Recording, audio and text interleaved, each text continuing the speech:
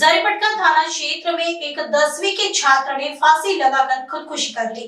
प्राप्त जानकारी के अनुसार छात्र की उम्र 15 वर्ष बताई जा रही है। प्रारंभिक जानकारी के अनुसार परीक्षा के तनाव से यह खुदकुशी करने का अंदाज लगाया जा रहा है। फिलहाल पुलिस द्वारा आत्महत्या का कारण अज्ञात बताया जा रहा है। आगे की जांच जरीपटका पुलिस कर रही है। जरीपटका पोलिसांच्या यादीमध्ये एक 15 वर्षाच्या मुलाने स्वतःला गळ्यामध्ये रशी बांधून खेचून स्ट्रँग्युलेट करून बाथरूममध्ये आत्महत्या केल्याची घटना समोर आलेली आहे। सदरचा मुलगा सकाळी बाथरूममध्ये गेला असता घरच्यांना कळालं, तो दरवाजा उघडत नाही तेव्हा आतून त्यांनी बाहेरून दरवाजा तोडून त्याला बाहेर आणला असता त्याच्या गळ्यामध्ये नायलॉनची रशी दिसून आली होती। सदरचा मुलगा 10वीला होता। त्याच्या आता येणाऱ्या परीक्षा काही दिवसातच बोर्ड एक्झाम चालू होणार होती।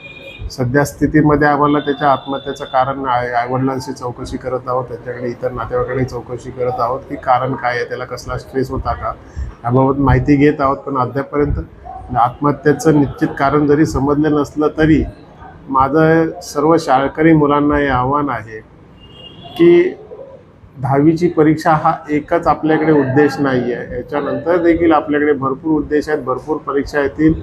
ह्या एका परीक्षेचं टेन्शन घेऊन समजा आपण असा विचार जरी केला की त्या मुलाने 10वीच्या परीक्षेचा अभ्यासाचा टेन्शन घेऊन असं काही केलं असेल तर त्यांनी सर्व मुलांनी याकडे लक्ष द्यावं की 10वीची परीक्षा हे एकच मोटिव्ह नाही आहे। त्याच्यानंतर भरपूर गोष्टी आहेत ज्या आपण आयुष्यामध्ये करू शकतो।